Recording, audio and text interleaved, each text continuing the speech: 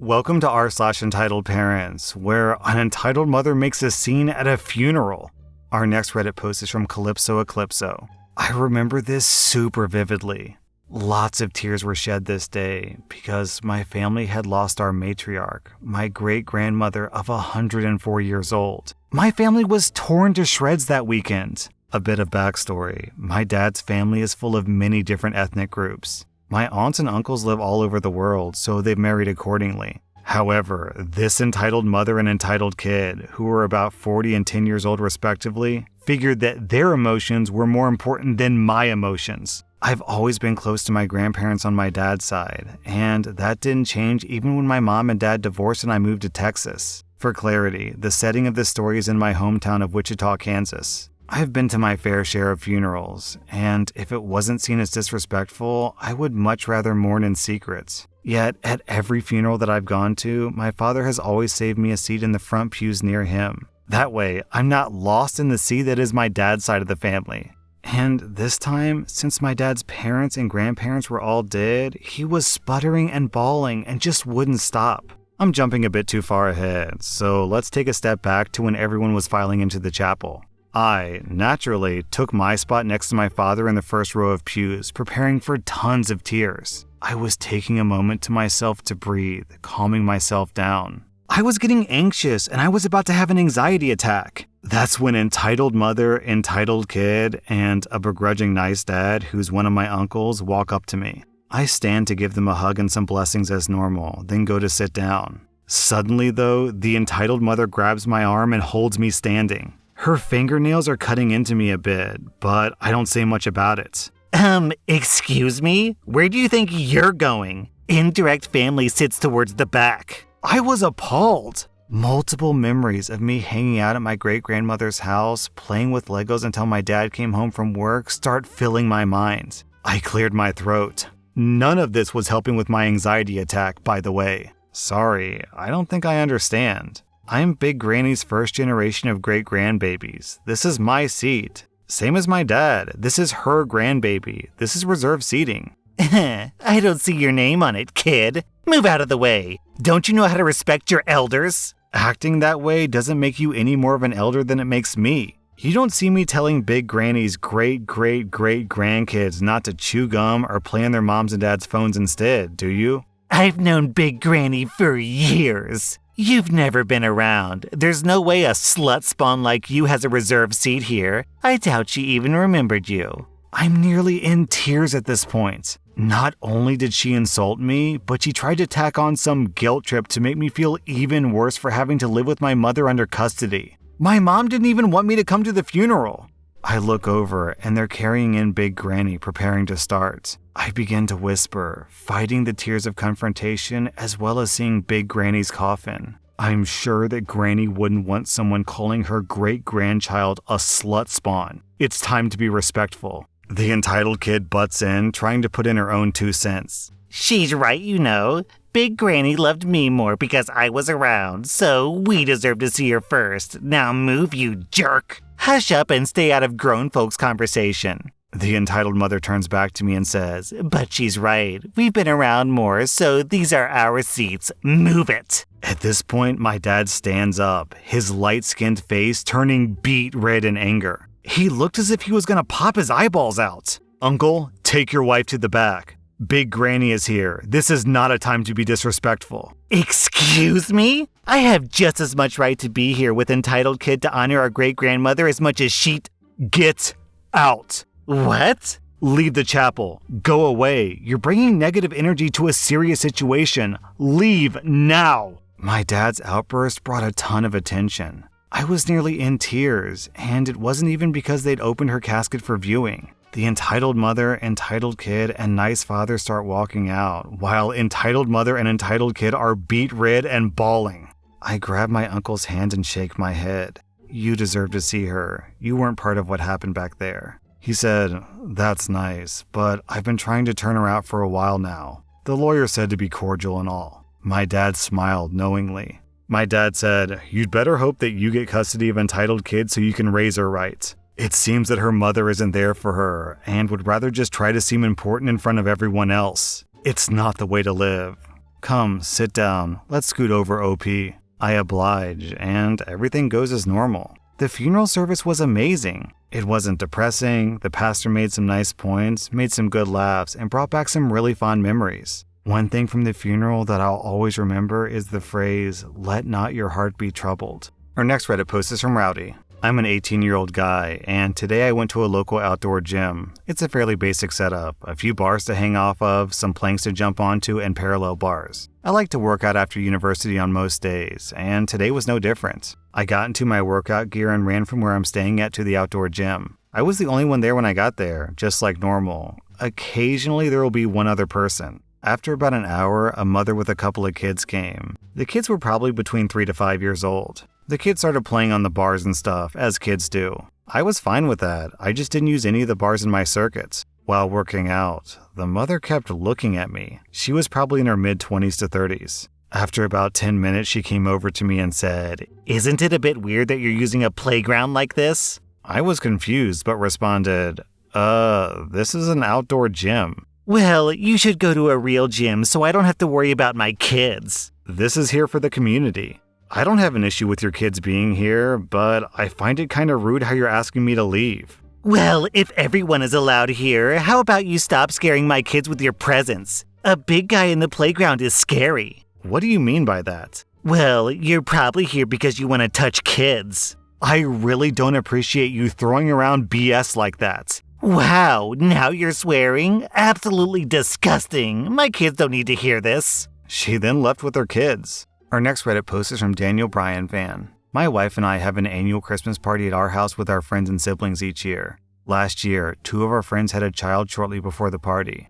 Their child wasn't invited last year either, but we weren't bothered given that it was more like bringing an uninvited potato than a person, given that it was an infant at the time. This year the child is walking and whatnot, and they told us they were getting a sitter, so there seemed no reason to mention that it wouldn't be appropriate to bring a child to our adult party. But without asking us or telling us the child was coming, they showed up with their kid, and we had no way to set up our house to be childproof. As a result, we had to close a bunch of doors that were intended to be left open to allow guests to spread out into our basement and living room. So, for most of the party, we had about 14 people cramped into our small kitchen as the parents let their 1-year-old child roam freely. Our party is by no means a rager, but people were drinking a lot less than normal, and my wife and I weren't drinking at all because we're responsible for what happens in our house, and the parents weren't keeping a good eye on their kid. The one thing the mom decided to do was tape a bunch of our drawers shut, without asking to do so and with our tape, which meant that she went through our drawers without asking, because obviously the kid was going to go around opening everything and pulling stuff out. Their unattended child started messing with our dog, including taking food out of her bowl and pulling on her fur, and the parents still didn't do anything. Standing between the dog and the child became part of my duties as host. Our dog is a rescue and quite skittish. And by some miracle of the universe, our dog just put up with the child each time. Similarly, the child pulled the bells off of our door and broke them. Our dog has been using those bells since the day that she was adopted to signal that she has to go outside. And now she can't seem to understand that our new, different-looking bells are for the same purpose. Then the child started getting tired and cranky. But instead of taking the child home, they decided it was time to go into our guest room, which was closed and used to store all the extra stuff that we'd moved in there to make room for our party and our guests. This greatly embarrassed my wife because we had cleaned all the public places completely, but we didn't do much for the areas that guests wouldn't see. Uninvited and without asking, they set up a playpen for their child, which they built and then left the trash for in our house before returning to the party themselves. They didn't leave until 10, which basically ruined about half of the party for us. I am by no means mad at the child. They're a kid and they don't know any better. But the parents should have known to not bring their kid to an adult Christmas party. Our next Reddit post is from Meep the Meep.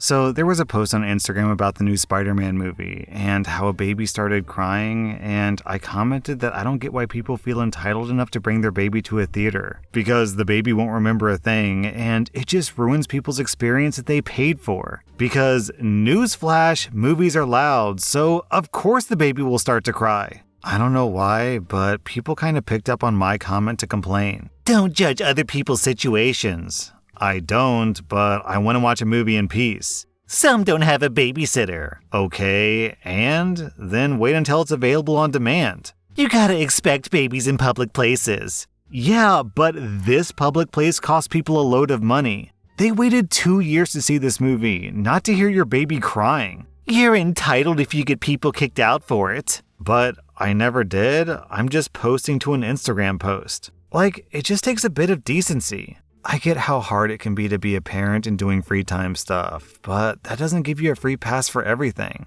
You know what's even worse than the parents who take their kids to the theater? It's the theater that takes money from people who are carrying a baby. They're like, 2 tickets to Spider-Man, please. I mean, they can see the baby. If the mom is buying a ticket to, Peppa Pig the movie or whatever, then it's fine. But if they're buying tickets to a horror movie or an action movie and they have a baby in tow, then they shouldn't sell them tickets. But they do because they just want money. They don't really care that everyone else's movie experience is ruined. They just want that extra money from the mom with the baby because they're greedy. Our next Reddit post is from Seeing Is My Hobby. I worked at a little ice cream shack over the summer. We got some entitled, rude people, but this is the best story that I have from there, and the most memorable. It was my 4th day on the job and I had just finished training. My boss, Kate, was watching as I took an order for a dad and his 9-year-old daughter. They were the first in line. The dad gets a milkshake and the daughter gets soft serve ice cream. No big deal. I get the order out just as we get the 7 p.m. rush, which happens every day. Kate and I take orders and start making them like crazy, trying to move as fast as we can, because there's like 10 people in line. We get down to the last few people, and Kate was just handing out someone else's order. In the middle of me making a hot fudge sundae, some woman sticks her head through my window and starts yelling her order at me. I told her I'd be happy to take her order once I finish the one that I'm already on and to please wait outside. I hand out the first sundae to a group of people, and she pushes an old lady in that group out of the way and starts telling me her order. I said that I had to finish the order that I was already on, and she says it's ridiculous to make her and her son wait in this line for so long. I ignored her and continued to make this poor old lady's sundae, and the mom tries to freaking take it. I pulled it back inside fast enough, told the old lady to have a seat, and I'd be right with her. I went out the back door, and I personally brought her sundae to her with a spoon and some napkins. I ignored the entitled mom as I went back in, almost running into Kate, who just handed out her last order. I came around to my window, and the woman starts yelling at me about how rude I was to her and her son.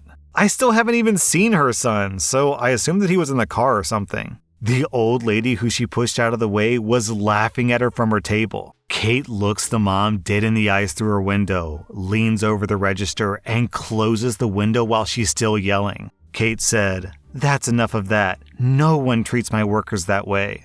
Then she began cleaning up, completely ignoring the still screaming woman outside. The old lady came up to the window again once the mom had stormed off and handed me a $5 tip. You're one of the sweetest girls I've met around here. Don't mind what anyone else says. That's the end. The rest of the night went smoothly, and we got like $40 total in tips that night. When I was in high school, I worked in Subway, and I can confirm that there are people like this. I don't have like a particular story that's very entertaining to tell, but yeah, some people just don't understand the concept of a line.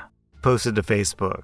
They say there's a market for anything, so I thought I'd try to clean up my property. I have all different sizes of rocks, stones, bricks, etc. that have accumulated while tidying up my property. Come grab as many or as few rocks as you desire. I'll even load the rocks on your trailer for you. I'm located in blank. If you pay me, can you deliver any rocks under 300 grams to my house? Please and thank you. Look forward to hearing from you. How about I deliver them through your windows? I'd prefer outside, thank you. Our next Reddit post is from Dazed and Amused. A bit of backstory. My husband and I both work from home with fully remote jobs. We have a 3-bedroom house. One room is our bedroom, one room is my husband's office, and the other room is my office. Other than that, we have a couple of bathrooms, a living room, and a kitchen, none of which I care to turn into an office. This is relevant later. Every day starting at about 3:30 p.m., a gaggle of children play in the street in front of my house. They live on either end of the street, but none of them reside in any of the houses they play in front of. Multiple times I've asked them to keep it down or play elsewhere because they're really loud and distracting. They literally just scream at the top of their lungs sometimes. I don't ask them to move or keep it down every day, just days when they're extra loud.